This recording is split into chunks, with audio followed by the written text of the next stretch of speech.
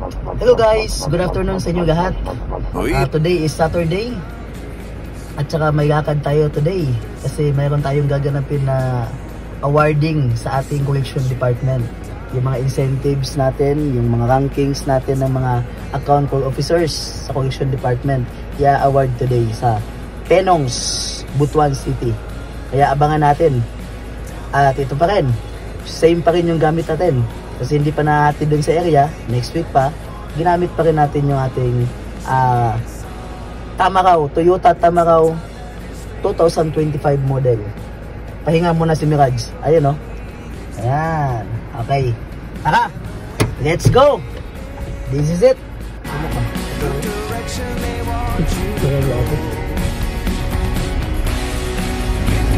CSU.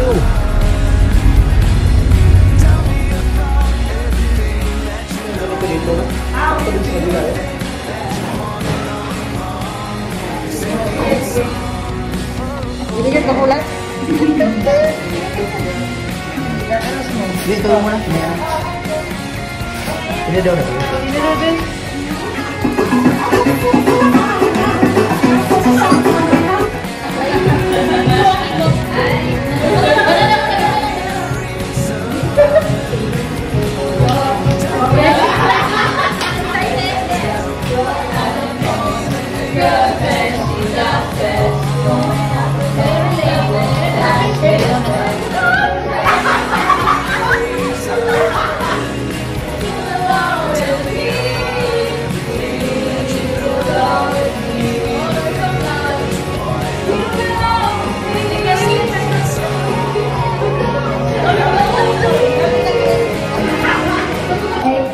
The top one for Good Accounts Department went trading.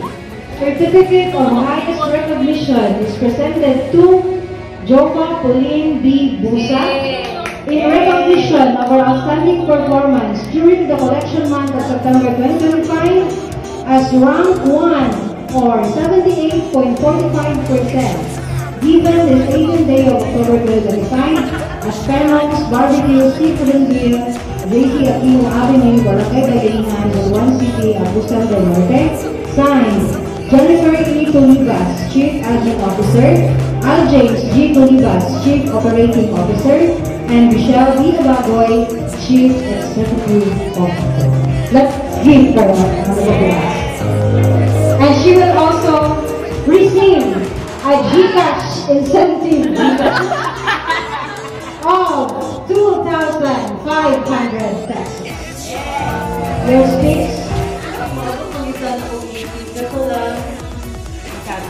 Buwan siya kay 30 raw ba? 30 raw mo siya nagdaot mo gusto na tayo ng GCash ma'am. Oo, lahat.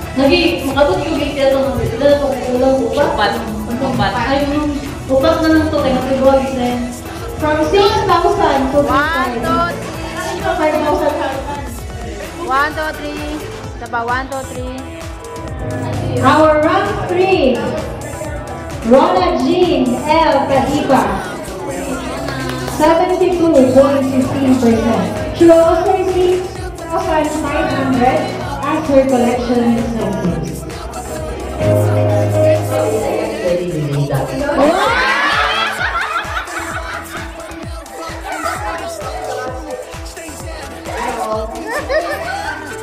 Good to bad.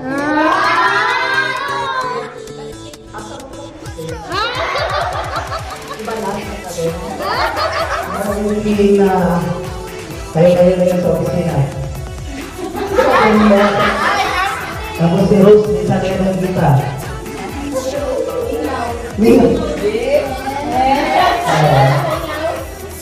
Kumusta na itong manager of business dyan? Saka observe science.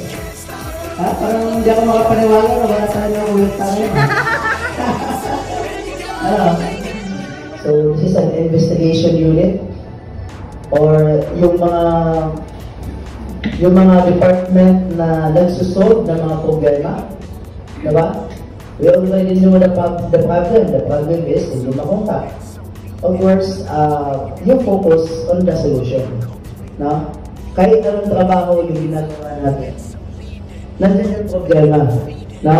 Walang gawain na walang problema. Meron yan. Ibig sabihin, walang perfect. No? And it is our duty to make it perfect. Diba? Kasi kung perfect yan, wala na tayong trabaho. Wala na tayong katrabaho yan. Wala na tayong katrabaho. Kapag ang isang department is perfect na, diba? Ano ang gagawin natin? Diba? Yung imperfection, yun yung dahilan kung bakit kailangan tayo. Diba? Kailangan yung effort, yung skills, yung talino natin. No? Ang kailangan natin gawin is we don't focus on the problem. Huwag tayong mag-focus doon sa problema. No? I-focus natin yung utak natin doon sa solution. Diba? Because there is no problem na walang problema. Ay, tama? Okay. Walang problema na walang solusyon. Diba? In mathematics, I think wala naman siguro problem na hindi nasusolve. No? There are, sinasabi nga sa math, there are many ways in killing a dog. Ibig sabihin, a problem, mayroon yan siyang multiple solutions. Diba? As long as you come up with the result, the right result, tama pa rin yung solution mo. Pag nakuha mo yung kailangan ng mga steps or gagawin para makontak mo siya, imposible hindi mo siya makontak. Diba? Yung missing person for how many years nakakontak na eh. Without any background information. Diba? Pero ito, meron kahit paano. May address, may Facebook account, maybe hindi ka lang siya reachable now, pero may paraan yan para ma-reach mo siya. May paraan yan, no? Kaya nga, if we focus on the solution, makukuha natin yung solution. Diba? Pero pag ma-focus na yung problema, lalong lalaki yung problema. So, ano mangyayari? Dadami yung problema. Because every situation has a law of attraction. Diba? If you attract negative or problems, definitely problem will lalapit sa iyo yung problema.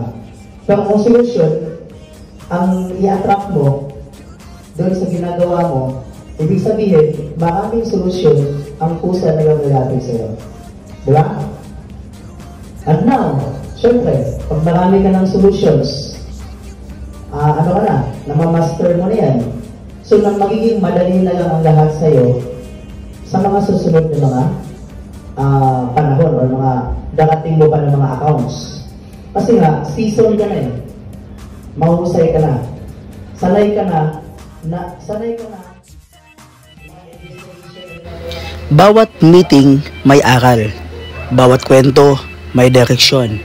At sa buhay, lahat tayo may sariling koleksyon ng karanasan, ng aral, ng tagumpay. Kaya kung nanonood ka ngayon, tandaan mo, ang sipag mo ngayon, yan ang magbabayad sa pangarap mo bukas. Keep going, keep growing. The best is yet to come.